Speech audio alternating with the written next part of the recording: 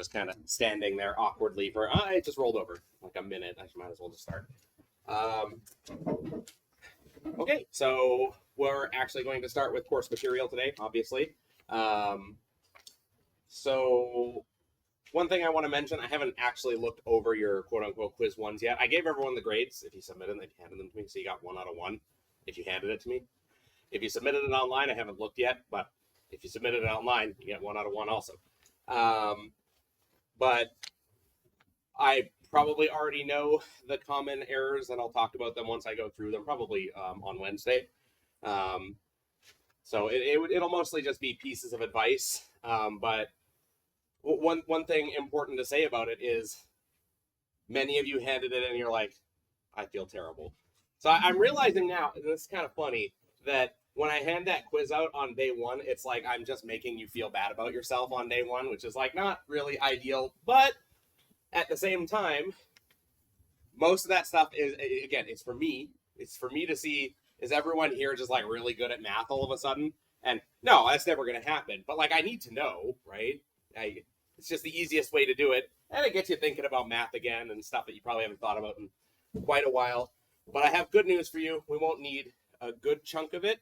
So stuff like factoring quadratics, we won't need that. I mean, I might write something on the board that's related to it, but I don't expect you to do it. Also, this class, it has no exams or anything like that. So even if you did have to do it, you'd be like, Travis, I don't know how to do it. I would tell you how to do it, right? But that goes for most things. So if we need something in this course, I will tell you about it, right? So the point of that quiz is there's a couple things we actually do need that I will be talking about. So if everyone struggled with it, then that means I need to spend more time on it. But that doesn't ever really happen either. It's usually, there will be no surprises in there for me, probably. So the things that we'll need and that are kind of just important to be able to at least understand in general are like factoring numbers, like factor trees or whatever method you want. Fun fact, the fact that factoring numbers is hard is literally the basis for cryptography. If factoring numbers were easy or determining something where prime were easy, then we would be screwed. The fact that it's hard for computers to do is a good thing. So understanding that if you have any interest in security or cryptography is important. The other thing we're going to do is the very last 2 questions was solving systems of equations. Technically, it was in high school, very briefly, but it would have been very naive method. Well, maybe that's not the right word, but very simple methods, like the way that everyone probably solved it if they knew how to do it is the way I would expect everyone to solve it. We have more sophisticated ways, and it's using linear algebra. But most people probably don't know that, and that's okay. So my point ultimately is, yeah, I wasted your time with it. It was for me, not for you. But jokes aside, I'll let you know, there's usually a couple things that I'll end up wanting to talk about, like common tips. But that's all I got to say about that. So we'll just start jumping straight in. So our first topic is also probably what is quote unquote the most useful, especially when you're starting Python and you're talking about conditional statements and that sort of stuff. And it's formal logic. So we're going to take a math spin on it. We're going to talk about it a bit more formally. And I mean, that's probably something you're used to in math just from high school, right? We're very formal, very strict. In this class, I'm going to be a little bit more loose with the strictness, but it is still math. So we do still have to be very technical. And I mean, that's not really that different from computer programming. It's technical in nature. The first time you have to look something up in the Python documentation, you'll know. You'll be like, uh-oh. It's basically like that. So the reason why we're going to talk about logic first is it's sort of the building blocks of mathematics. Everything is sort of logical in nature. It's common for people to think math is a science. It's not, actually. Historically, it was part of the arts because we don't do the scientific method. We don't do experiments. It is A follows from B, which follows from C, and so on and so forth, right? We just follow a logical argument, more deductive reasoning than actually conducting an experiment. So that's why logic is important, because you're basically Sherlock Holmes when you solve math problems. And maybe it feels like that if you were a bad Sherlock Holmes sometimes in high school. But so ultimately, we just want to really formalize some of these ideas that are maybe commonplace in language. So the first thing we're going to start with is a definition. And this is, if you haven't really seen it in math, this is a very common format where it's basically definition, example, or definition, theorem, example, right? Like that's kind of how we're going to follow things. So a sentence is a statement that has a definite truth value when we're talking about logic. So it's a statement that has a definite truth value. So true or false.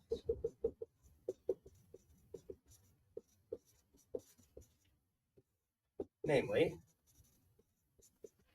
true, we often just say T, or false, or F. So you can kind of see here what I mean with the formalizing things, right? If I said, what's a sentence, you'd be like, well, it's just a bunch of words, right? In math, that kind of doesn't work, and I'll give you another example. If it's called Russell's paradox when it comes to sets, where when you in math try to define things in the sort of intuitive / obvious way, you run into problems. So we want to be very precise. But examples of this are easy to come up with. And so are counterexamples, right? Things that aren't sentences as we've defined them.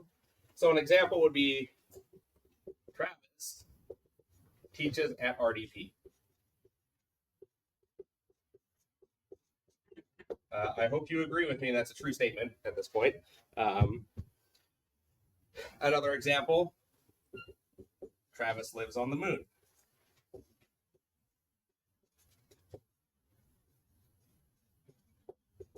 Unfortunately, that is a false statement, right? But you can kind of see what I mean here, right? There's definitive truth values to these statements. You could observe whether or not it's true.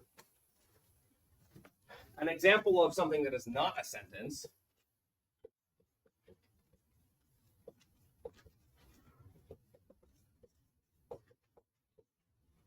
in the logic sense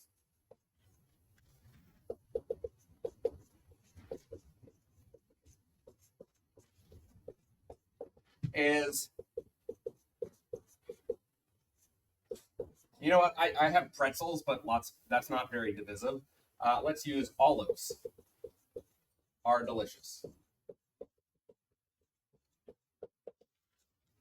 Is this true or false? Yeah, who here likes olives? Okay, a few of you.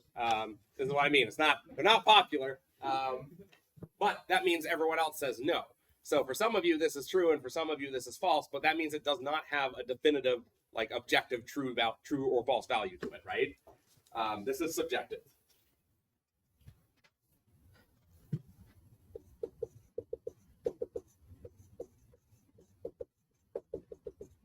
So something like Travis thinks olives are delicious.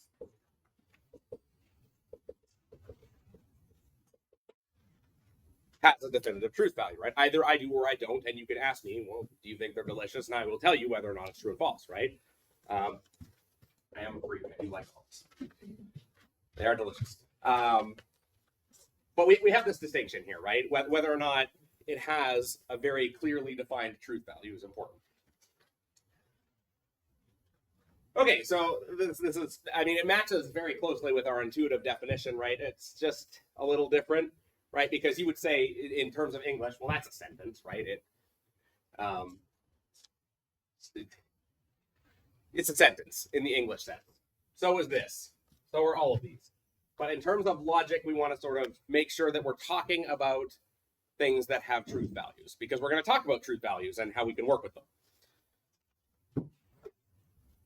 So, okay, we have another definition we can make related to this, and that's that that of a formula.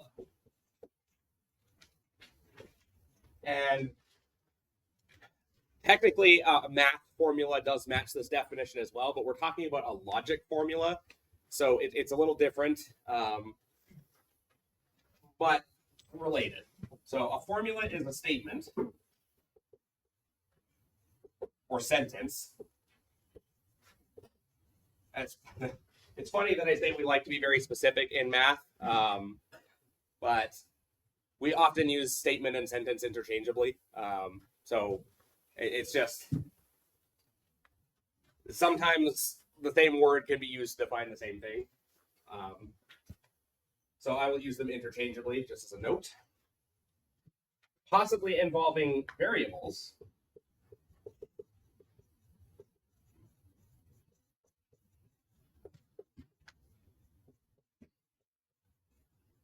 So like formulas we're familiar with, there might be variables, which is either true or false depending on what we assign to those variables.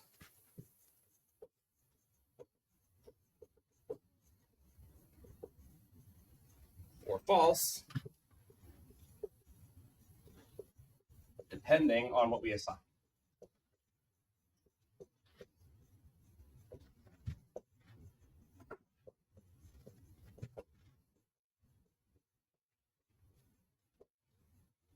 So you think in terms of math formulas, right?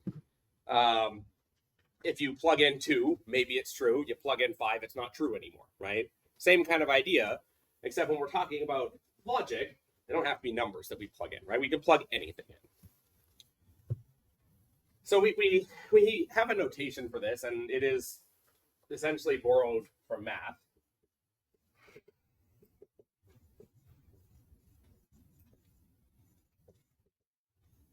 So a formula would look something like this. P, and then in parentheses, X, Y, Z.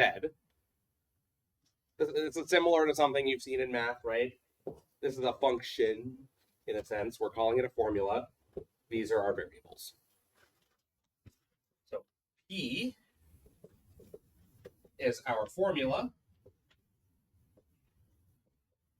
And X, Y, and Z are our variables.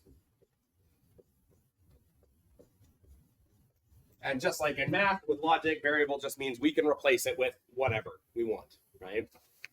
That makes sense in context, anyway.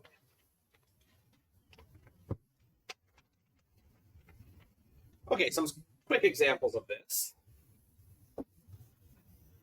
We are going to borrow from math, unsurprisingly. Well, actually, let's open with one that isn't from math. So we can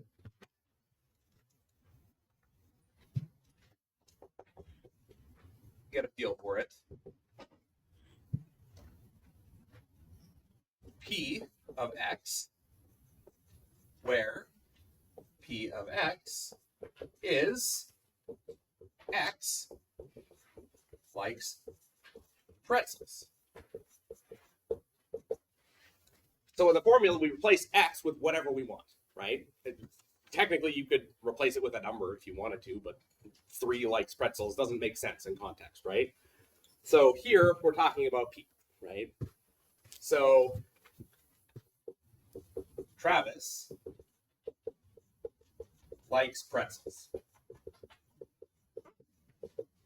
This is true for X equals Travis, right? Is there anyone here who doesn't like pretzels?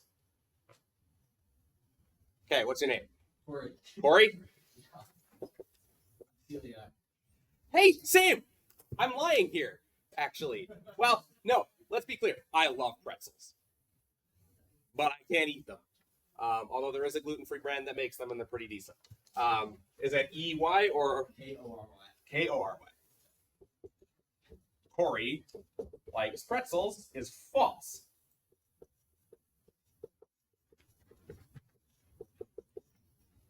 For X equals Corey, right? So this matches how we would basically do it with math, right? So let's lean into a more mathy example just to get you comfortable with you know, using. So there were some questions like this with functions on the quiz one. So this is kind of what I mean, right? If you didn't remember how to do it, we're talking about it.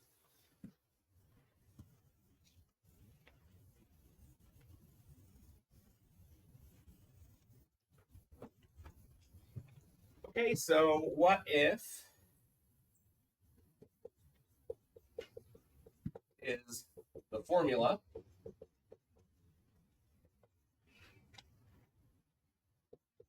x squared plus y equals 12.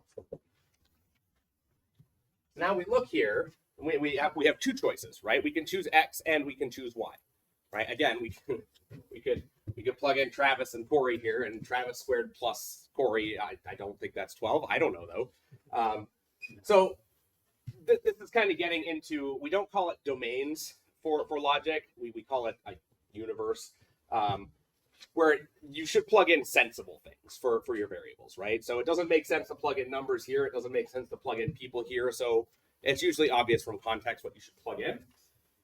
So in this case, p of 2, 8, this means we're going to replace x with 2, and we are going to replace y with 8, right? So this means, well, we've got 2 squared plus 8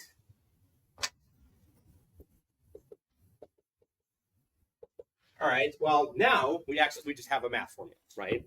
So this matches the intuitive definition of a formula, so we just essentially crunch the numbers here. So 2 squared is 4, and 4 plus 8 is 12. That's a true statement, right? P of 1, 4 means, again, the first value is our x, second value is our y. So we're going to go ahead and plug those in.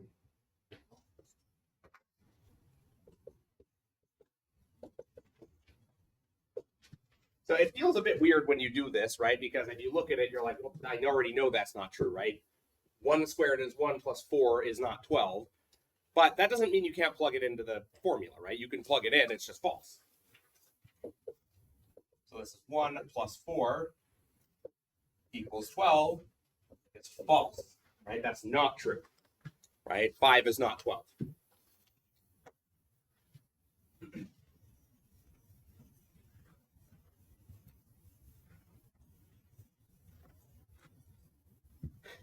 So I've mentioned it here, but I'll write it down on the board. Whether or not it's true depends on context.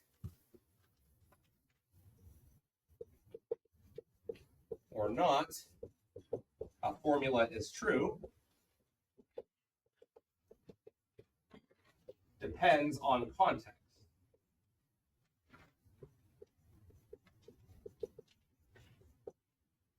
Namely, where do our variables live?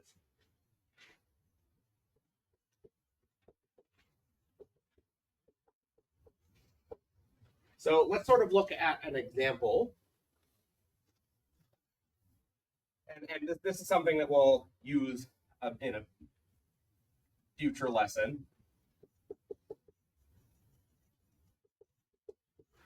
Consider the formula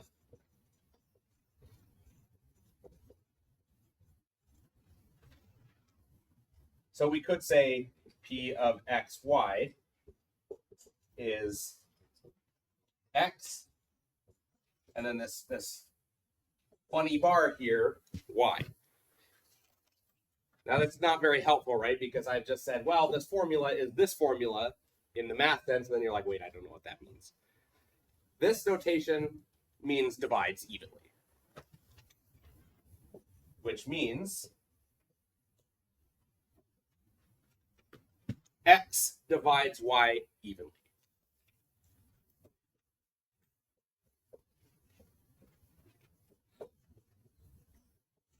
And now, this lets me sort of go a bit on a tangent here about math things, and so I'm not old, but I'm not young. I've been teaching for, in a sense, like 15 years, I'd say. The biggest struggle that students have with math, and this is going to make you go, no, that can't be true. It's not that you don't get it. It's that there are a lot of sort of definitions that depend on definitions that depend on definitions. And if you miss one of them, just one, then nothing makes sense, right? So when I'm helping students, it's not uncommon for us to go through those definitions, then we hit the one that they're like, that's the one that doesn't make sense. I explain it to them, it makes sense, and then everything falls into place. And they're like, I get it now. And this is why calculus is hard.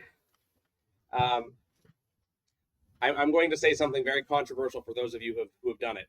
Calculus is not hard. There's genuinely like 3 topics in it: limits, derivatives, integration. That's it. The problem is calculus builds on like 12 years of mathematics. So if you have even a couple gaps in your knowledge of math, calculus is impossible. So when I'm helping students, the struggle with calculus is almost never the calculus topics. The students get calculus. They actually understand what the calculus question is asking them to do. They just can't remember algebra, right? And that's fine. So what I'm getting at is this is a simple example of this, right? Where we've got this symbol here.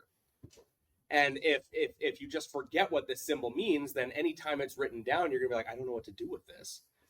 But if you just go, oh, it means x divides y evenly, this is a true or false statement, right? It's not an operation, it's a true or false thing.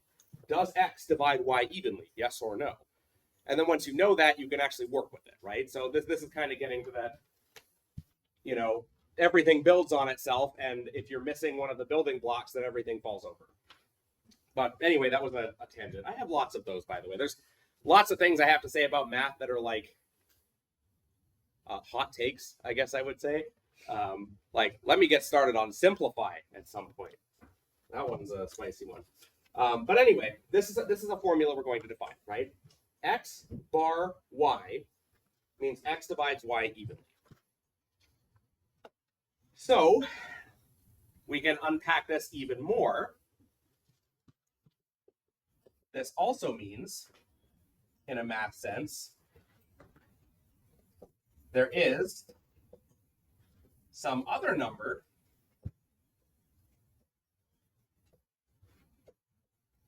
z. Let's call it a different letter, actually, because then we got x, y, z's, and it looks like weird. So what this is saying is that there is some other number, so that y is that r times x, right? So let's think about it. 3 evenly divides 6, right? Is it this thing? Yes. Okay, I was just making sure that because I can move it. So think of this, right? So I'm going to write it up here. 3. Fine, but like I might as well, right? So this says 3 evenly divides 6. Yes or no? Yeah, we know that's true, right? 3 evenly divides 6. Why? Because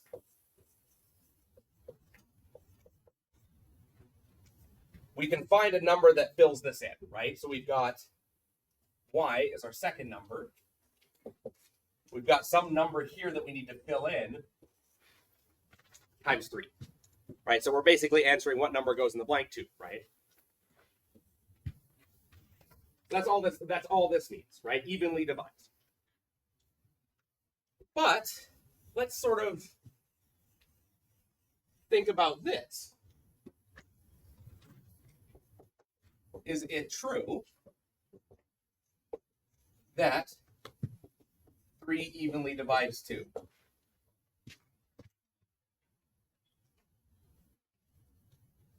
So yeah, I think most people have the right natural instinct, right? You're like, no, it doesn't.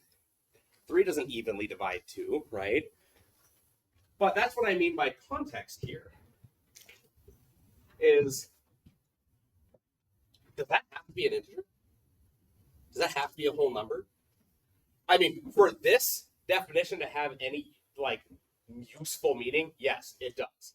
But we should specify that.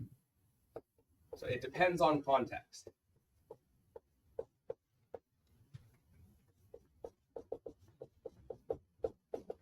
Is R the blank an integer?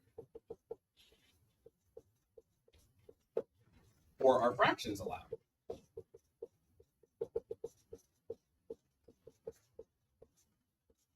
Right? Because no fractions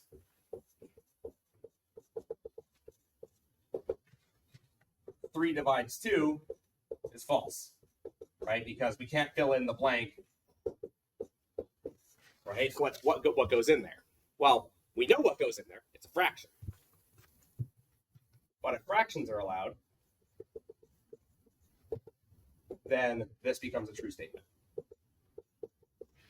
Because 2,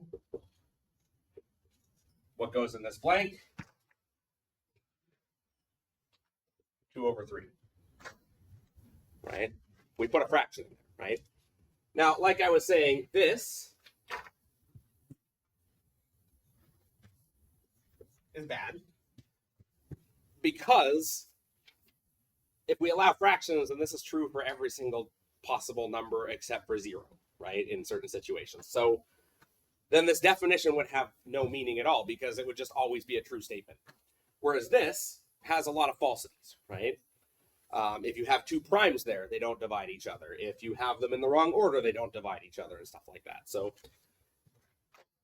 context matters, but it will usually be obvious. So context is usually obvious.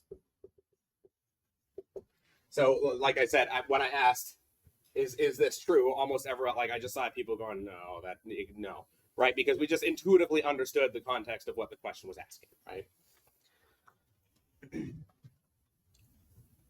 So when it's not obvious, and this is, look, I don't make the words in math and logic, someone else did. When the context isn't obvious, we have to, say explicitly what it is. When this isn't obvious from context,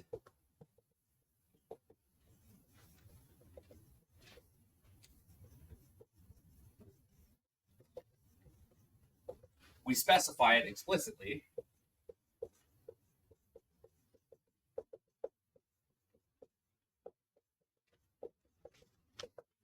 This is called,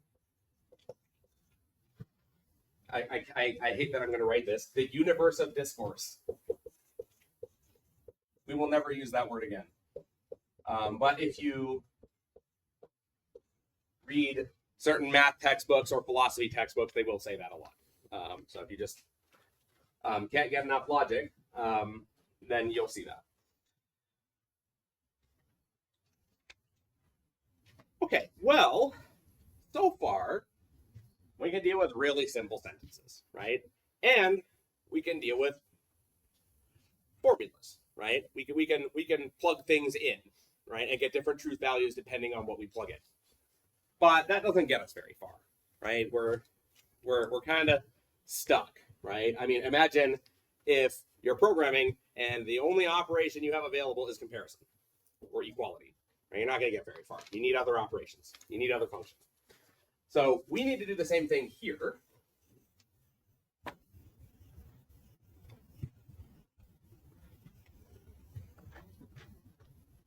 So we're going to build what are called logical operators.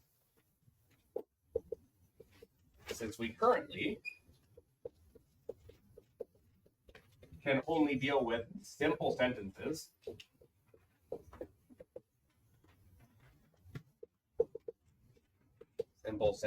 and formulas,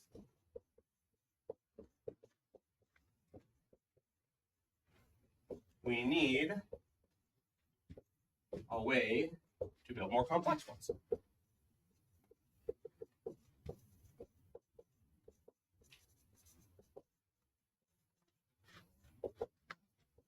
These are called logical operators.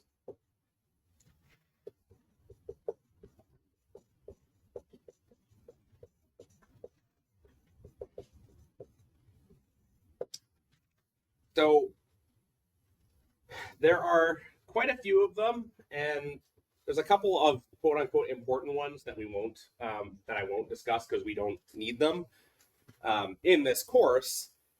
But if you're keen, the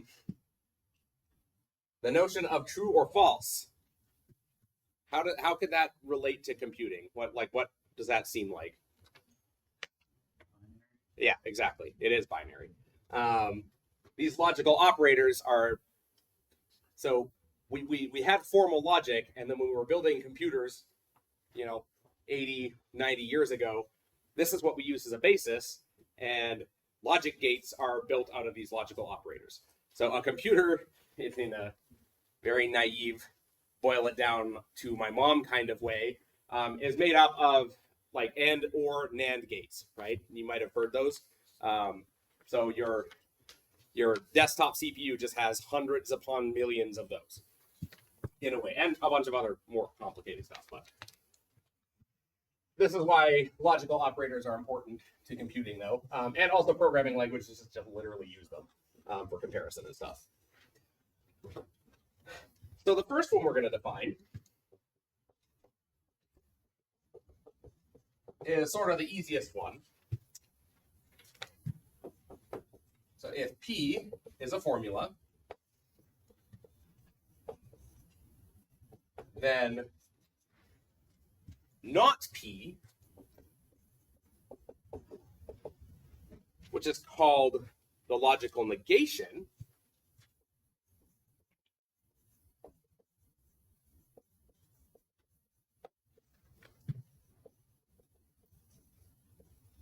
is another formula.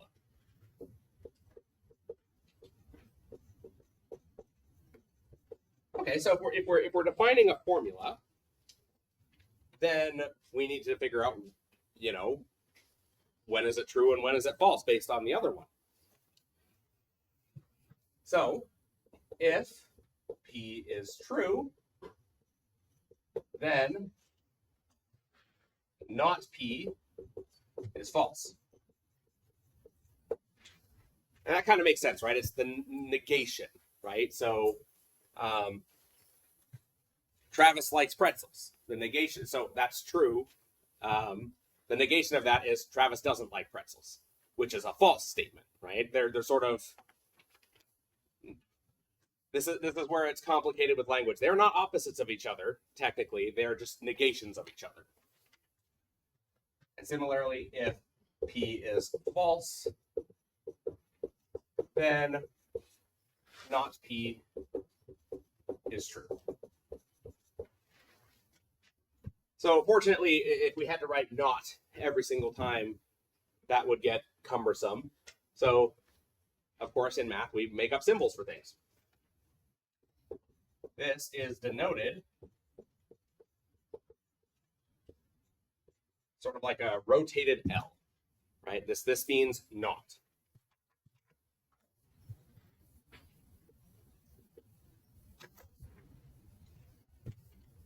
So because of that, this is also often called the logical not operator.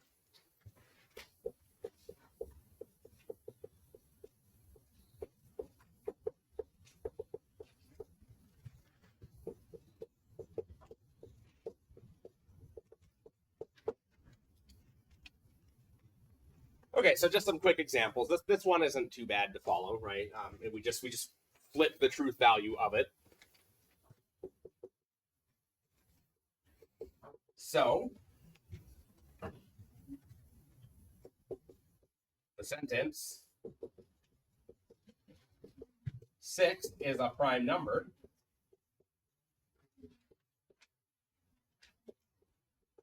Now, true or false? Yeah. So 6 is a prime number is false. Has negation. Can't spell. 6 is not a prime number, which is a true statement, right? 6 is not a prime number. So we can write this using the symbol. This is where it's kind of a bit weird when we're including like English phrases, but there's nothing stopping us from including them. So in symbols,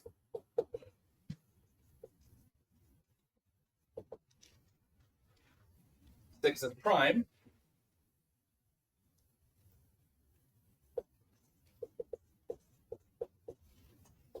Has negation. This is how we'd often write these sentences down. The not symbol, 6 is prime. So you could read that as not 6 is prime, right? And all this is keying you into is whatever the truth value of the statement inside is, switch it, right? Negation, right? Just think of like multiplying by a negative number, right? It just flips it.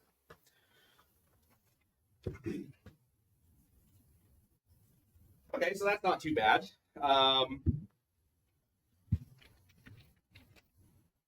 But this, again, still doesn't get us very far, right? Now, okay, now we can negate things. Great. So now if you know a sentence, you could just get the negation of it. Okay, well, that doesn't build a compound sentence, right? What about the notion of Travis likes pretzels and Travis likes olives, right? Those are two distinct sentences with truth values, right? Travis likes olives, Travis likes pretzels, but then in the English language sense, we've combined them, right, into one bigger sentence. And this sort of matches the intuitive definition too, which is a blessing. Most of these are like, I see people, they're just like, because yeah, it's not rocket science or anything like that, right? All of these match the intuitive definition. And I know math sometimes isn't like that, right? Where you have an intuitive idea and then I tell you, no, it's not like that. And you're like, wait, what? This is not that. So suppose P and Q are formulas.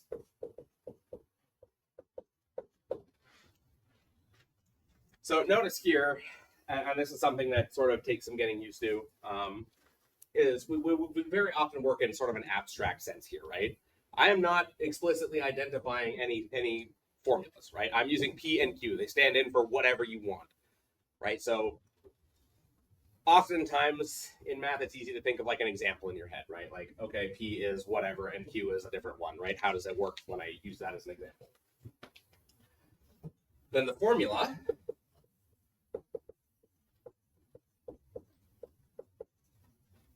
P and Q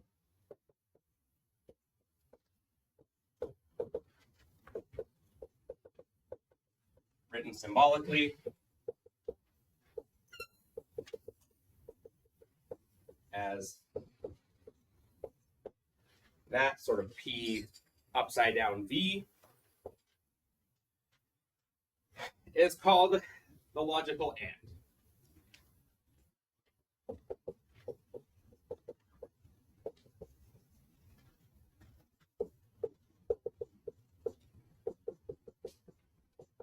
Or conjunction, which, I mean, if you remember grade 5 English, we talked about conjunctions, and AND is a conjunction, so that's where that comes from.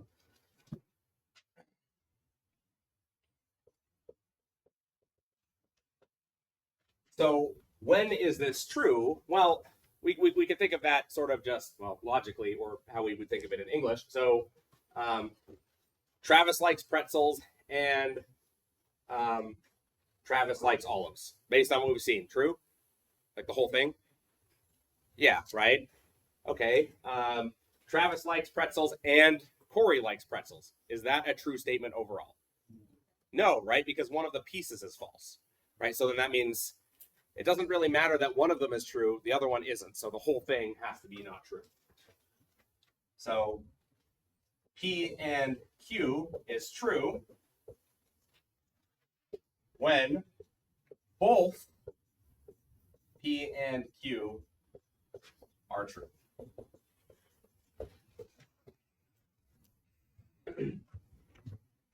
So I mean, I said it out loud, but I'll write some on the board.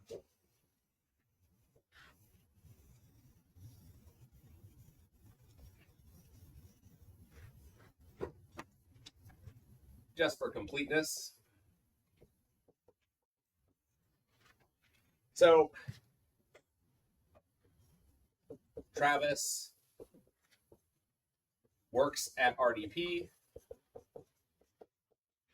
and Travis lives on the moon. False, right?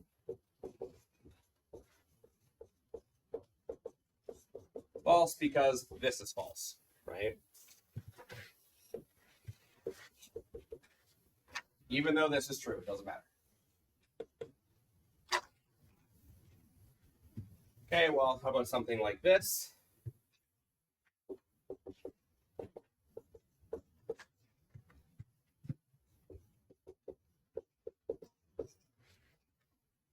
Pretty easy math, but true or false?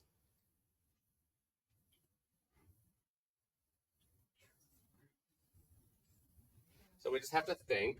So right here, 2 plus 3, that's 5, right? Okay. So this is me sneakily reminding you about less than or equal to and operators like that. So 2 plus 3, is that less than or equal to 5? It is, yeah. So this is true and this is true, which means the whole statement is true.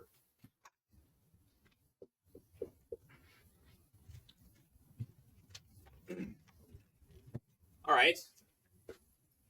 So like I said, it doesn't really, like, we can combine different things, right? We can combine math formulas and words.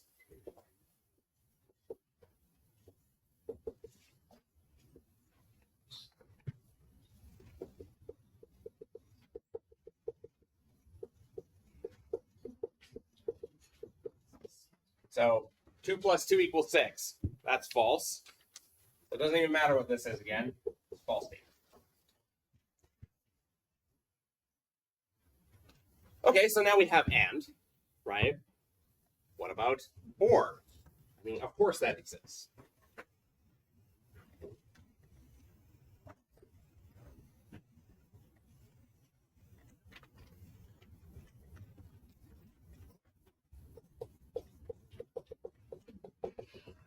All right.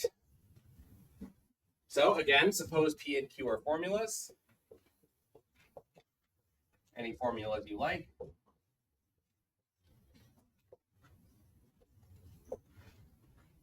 Then the formula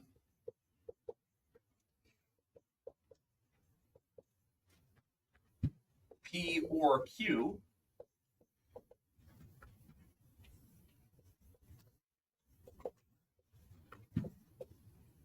so we use, I mean, it's supposed to be a V. P or Q, it's just the upside down version of the and symbol, which, I mean, people get them mixed up sometimes. So this is called logical or.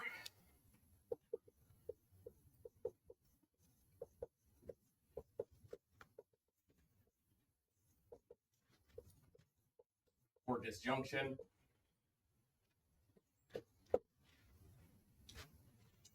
So there is something important here about the word or, because it actually has two meanings. We pick one.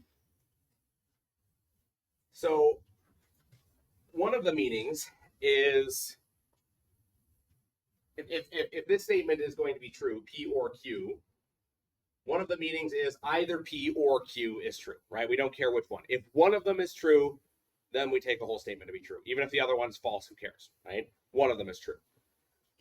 The other one, which is actually important for computing, is logical or sorry, exclusive or, which is this whole statement is true if exactly one of these is true. So if neither of them are true, then we would say it's false. But if both of them are true, then we say it's false. That's called exclusive or. We are going to focus on the one that matches English language, right? So we will use this symbol to mean inclusive OR. That means P or Q is true so long as at least P or Q is true. So if they're both true, we don't care. We basically check one of them. We check P. Is P true? If it is, all right, we're done. Who cares? If it's not, then we check Q. If that's true, okay, we're done. It's true. If that's false, then we say, oh, both of them are false, so this is false. Right? So we just sort of check them iteratively, right? One at a time.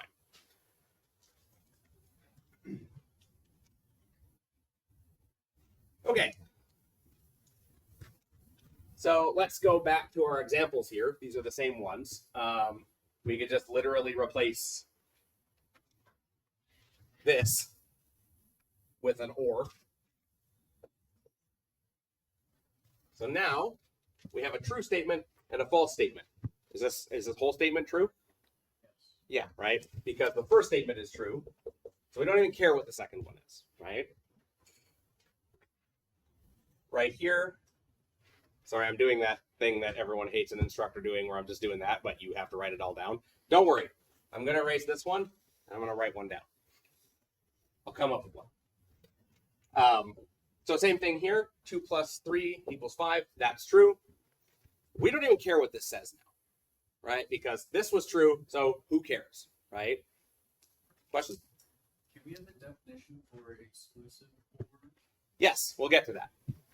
I'll write it down immediately after this example. Okay, so another example. Let's just say 2 plus 2 equals 6. Or, sorry, I'm going to keep putting you on the spot. Corey likes pretzels. So here we have a false statement. Here we have another false statement. So the whole thing is false, right? We just check one. Okay, we check the next one. Also false. Whole statement is false.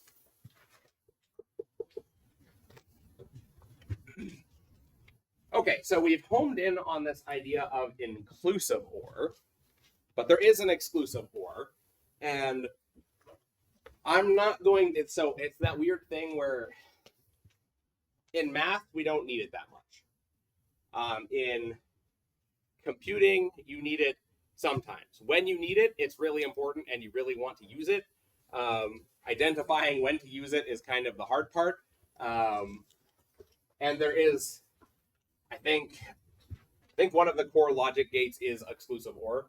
I think we've got NAND, we've got NOR, XOR, which is exclusive OR. So those are the core gates. And negation. So exclusive OR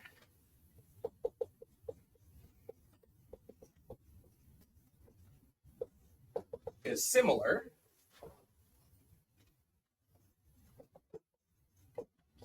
but we require that exactly one is true. Require that exactly one of P or Q is true. That means if P and Q are true, P exclusive OR Q is false.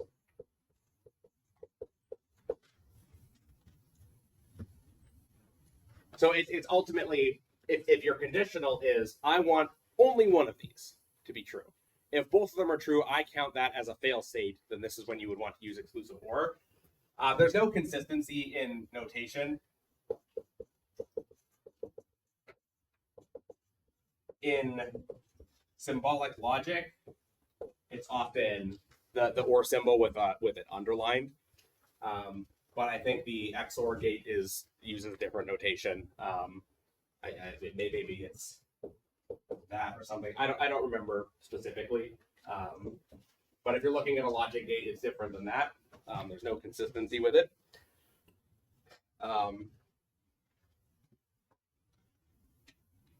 Okay, so great. Now we can form sentences, right? With ors and ands, and we can add as many of them as we want, and we can negate things. But when we're talking about logic, there's something really important in math that we have to do, and that's reasoning, right? All we've done is written down the ingredients to write down complex true or false statements, right? But we can't reason from them. We can't say, like, from this, something follows, right? So that's the next thing we need to write down as an operator. And this is not an important logical operator or logical gate for computing or anything like that. This is deductive reasoning and math operator. So suppose, as always, P and Q are formulas.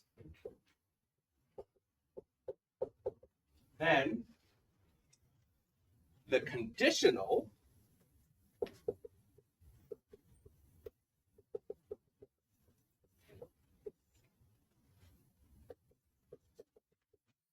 written as P arrow Q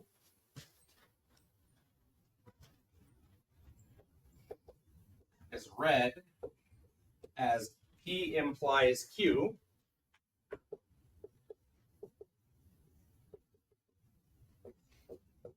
or if P then Q.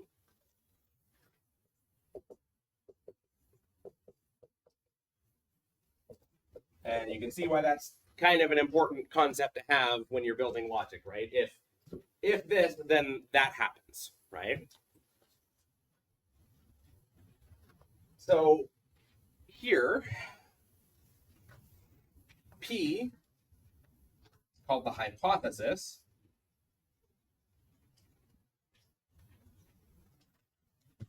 And Q is called the conclusion.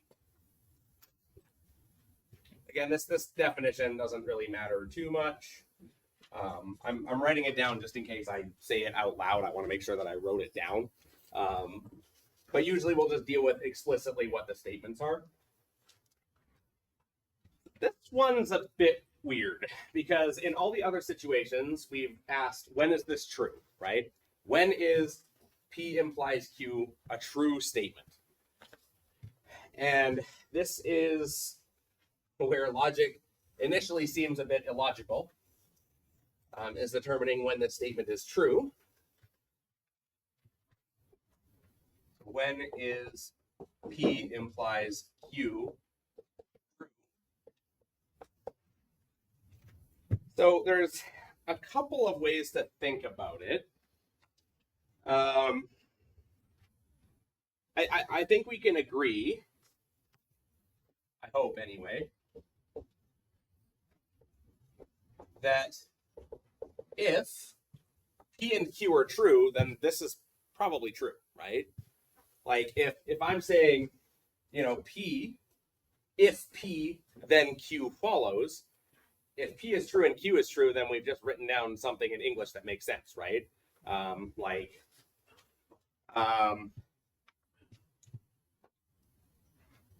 If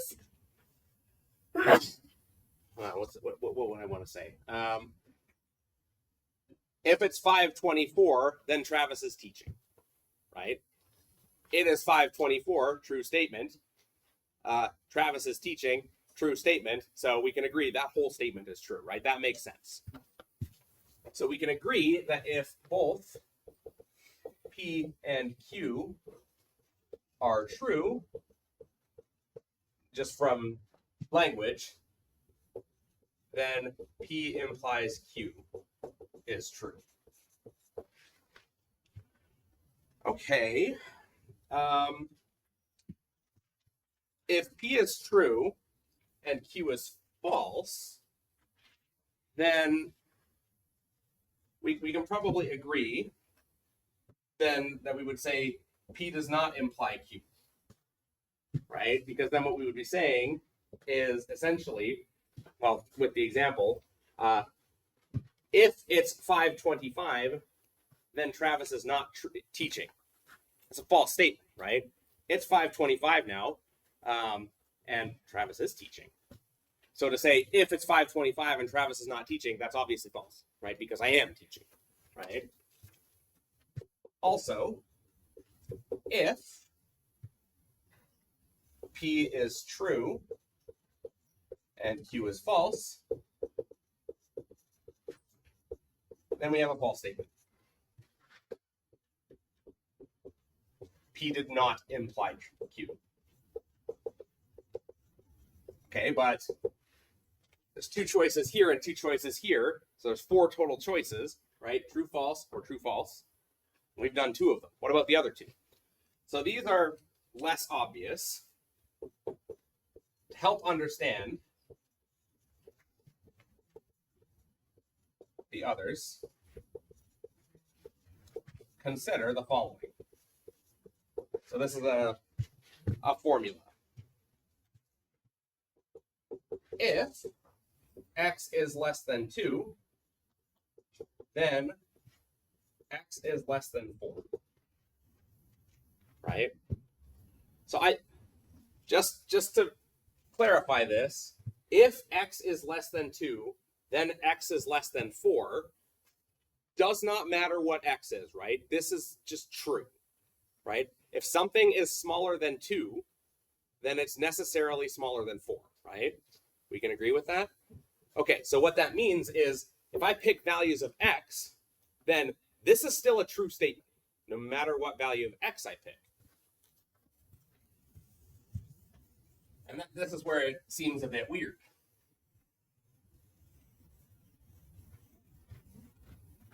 So try values of x. So when x is 1, what do we have? 1 is less than 2. Sorry, if. Then 1 is less than 4. Okay, so this is true. And this is true. So, okay, we've already covered that case, right? And we can agree with this. This makes sense as written, right? If 1 is less than 2, well, then obviously 1 is less than 4.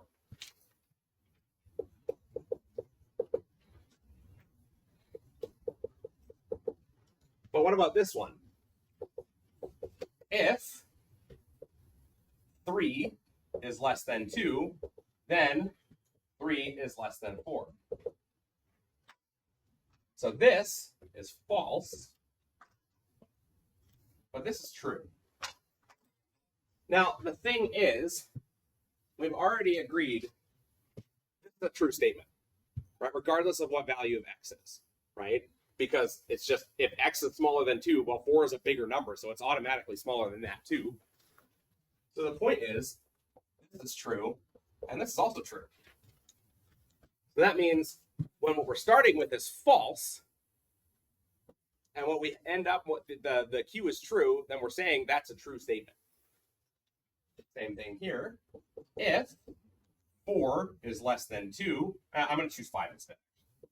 Makes it obvious. Well, 5 is definitely not less than 2. Then 5 is not less than 4. Again, still a true statement.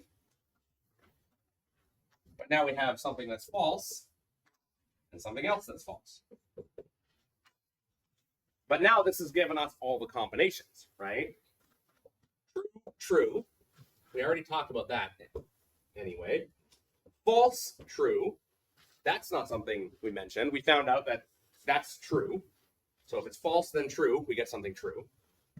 If If it's false, then false, we get something true. So the only time this operator is false is when P is true and the second statement is false. So first statement true, second statement false.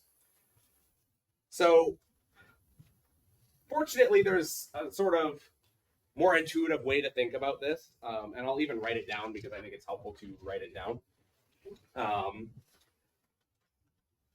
So another way we can think about it is that this conditional thing here is a promise. So let's think of it as a promise.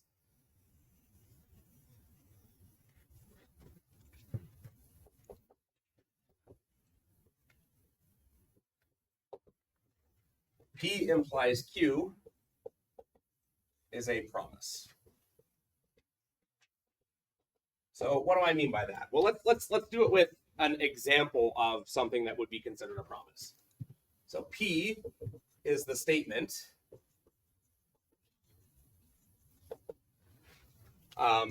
You win the bet that we've made. You win our bet. Okay, Q is I pay you, right?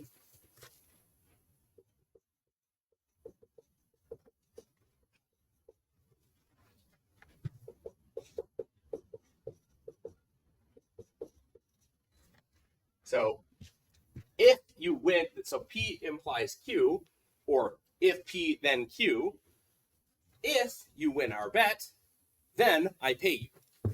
Right? Well, that seems like a perfectly reasonable thing, right? If I make a bet and you win, I pay you, right?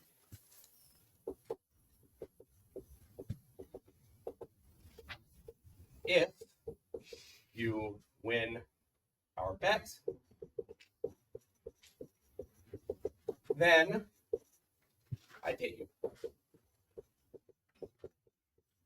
So let's just think of the situations that can happen here. So let's say you actually win the bet.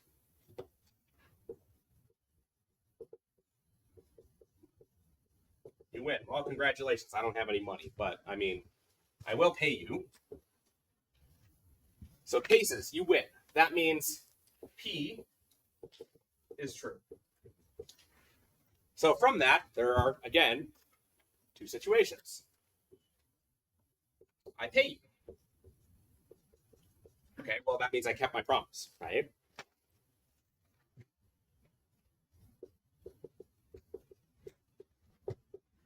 Promise kept.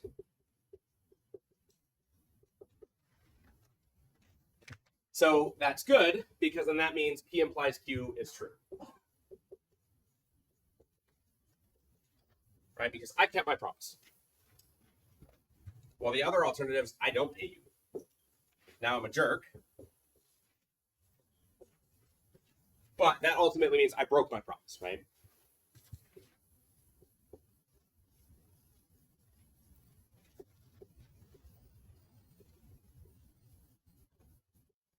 So I broke my promise. So we're going to say P implies Q is false, right? Because I broke my promise. Okay, well, there's also the case where you don't win.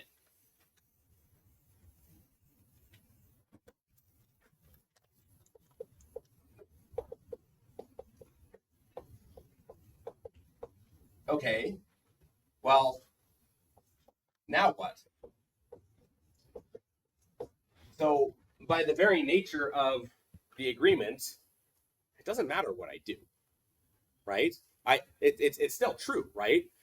My intent to have paid you is still there, right? You will never find out if I'm a jerk or not because you didn't win, right? So whether or not I was going to pay you doesn't matter because we never made it that far, right? It didn't matter. So in this case, my intent to pay you isn't tested. So it doesn't matter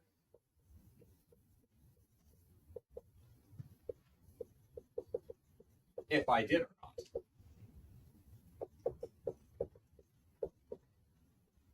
Right? In a sense, I kept the promise, right? You didn't win, so it doesn't matter.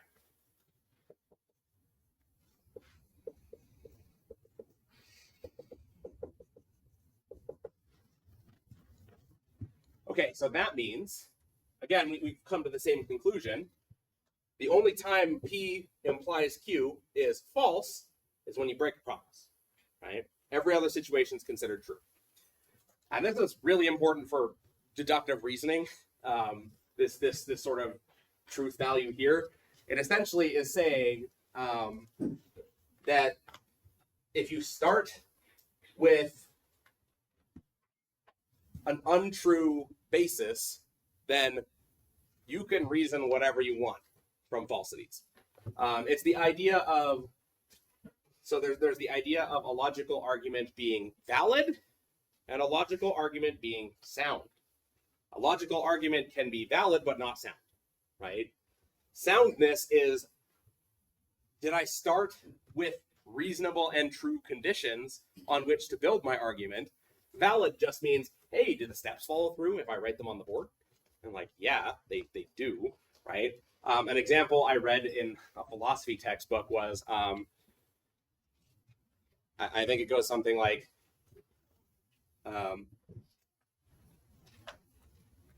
all golden toasters are time travel devices, or something like that. And so, or no, it's all, oh God, now I'm making a fool of myself. It's something ridiculous like that, right? Like, but if you write it on the board, the steps make sense, right?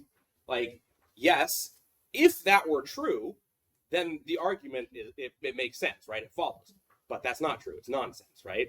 So that's essentially what this is saying. If you start with something nonsense, well, then it kind of doesn't really matter what you do. It's still gonna, the logical argument follows through, but you don't have a sound argument. So this kind of leads into something, and it's how we would keep track of all this information. Is there a better way to keep track of when these are true or not?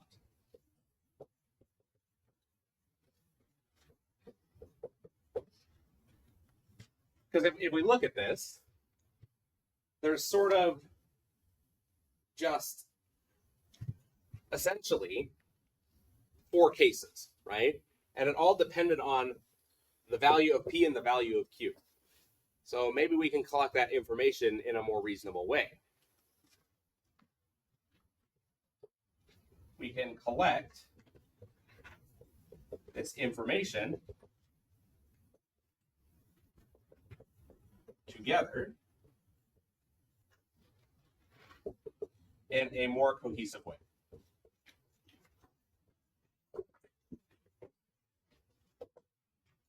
This is called a truth table.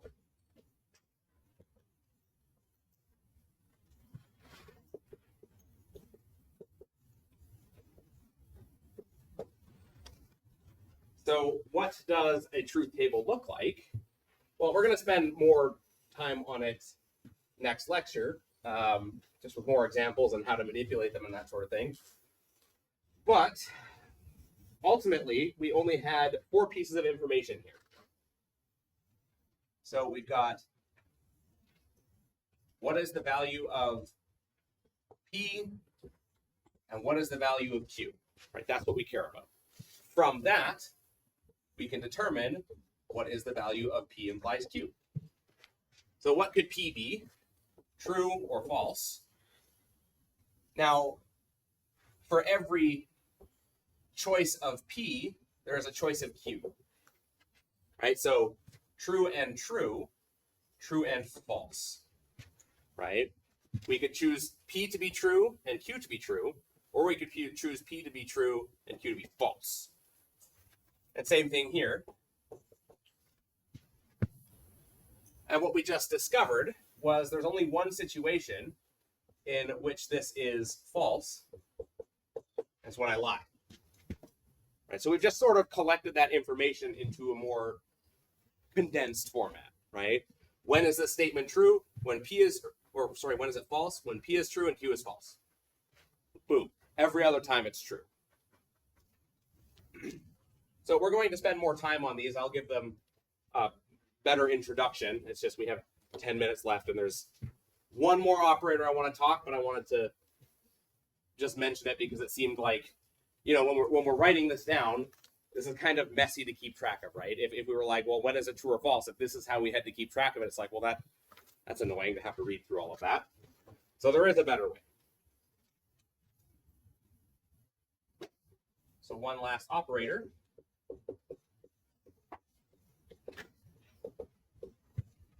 And that's the concept of if and only if, or biconditional. P and Q are formulas. Then P, if and only if,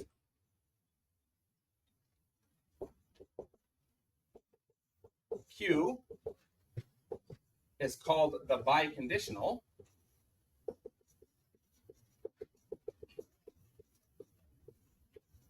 And is denoted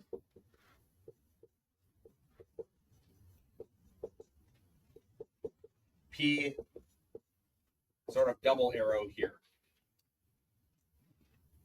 So the fact that we chose this notation makes it seem like it's pretty similar to the conditional, right? We're pointed one way, this is pointing both ways. That's not a coincidence. They are related. And it's essentially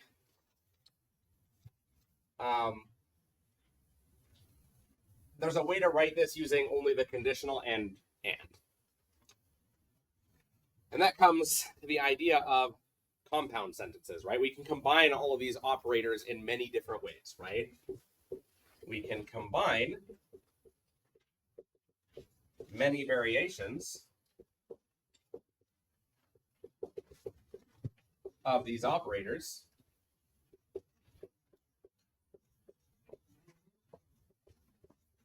to form compounds. And a perfect example of it is this one right here. So what I mean is we could say P implies Q and Q implies P. So notice we've sort of combined a bunch of operators here, right? We've got an and then we've got these two conditionals there. And you can do all kinds of stuff, right? Like you could just do P or Q and R implies P and R. Just write stuff down, right? This is complicated, but we can write it down. So there's something kind of worth mentioning here. I have brackets here, or parentheses. I don't here.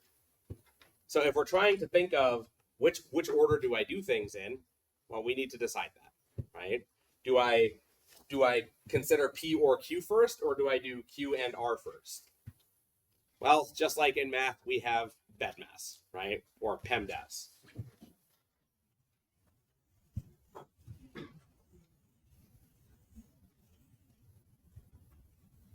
So order of operations.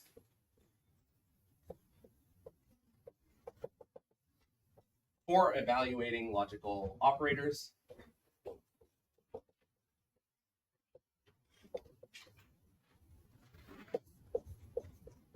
And I struggle to think of a programming language that doesn't follow this order of operations. So from first to last,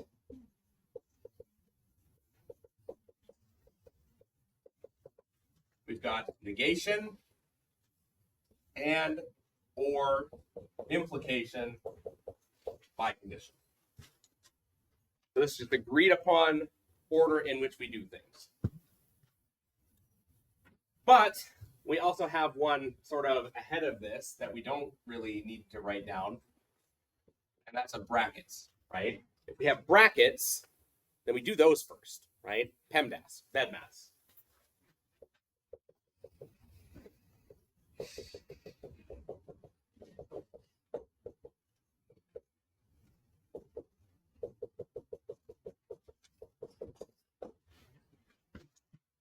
So my advice then is include brackets if you're not sure. So rather than remembering this,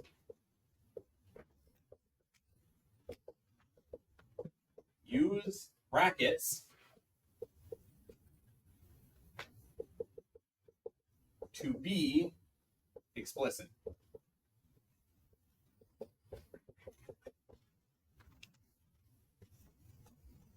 So then it's just more obvious in a sense of which one's going to happen first. So what I mean by that is we could write this B for C and not D. This means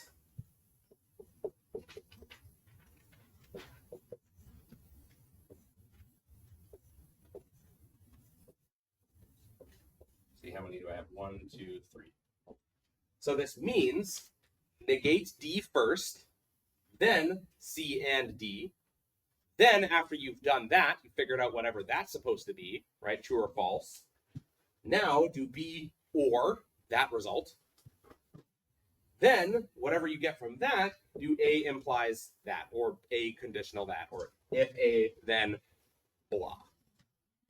Right, so when you use the brackets, it just makes it more obvious which order you're doing it in, right? You do innermost bracket first. So like we can't do C and this until we know what this is, right? So we do what's inside the brackets, and then we do what's inside the brackets next. We do this one, then we do this one, then we do this one, and now we can do the whole thing. Right, so we sort of unpack them in order. And so this is exactly how it works in math formulas, right? When you've got brackets, you just do brackets first, right? Whatever's deepest in the brackets, you got to unpack that before you can do anything else, right? That's the same thing here with logical operators. And you can imagine why this is useful, right? I mean, programming, right? Like if you're doing conditional statements and you've got complex ones nested inside of each other, brackets become important to, well, 2 reasons. 1, not make mistakes on order of operations, and 2, just to make it clearer, right? It's when you write down the brackets explicitly, it's very clear what you mean. In my opinion, you can't, okay, let me preface that with a asterisk. You can't overuse brackets, right? It just communicates more clearly what you intend.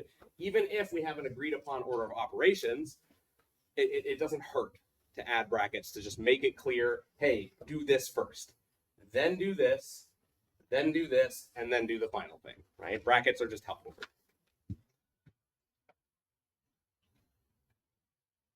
Okay, well, that's all I have for today. So we're just going to, right here, I wrote down a quick and dirty truth table. We're going to talk about that in more detail because ultimately that's what matters, right? Is you can think of it, a truth table is 1, 0, 1, 0, right? And you could use it to evaluate expressions, right? Bitwise operators are like, so if you're familiar with them, these logical operators match bitwise operators. So if you did and, well, what's bitwise and? It's 0 on everything except when they're both 1. Right? That's the bitwise and operator, which I don't know. I don't remember if Python has bitwise operators. C does for sure.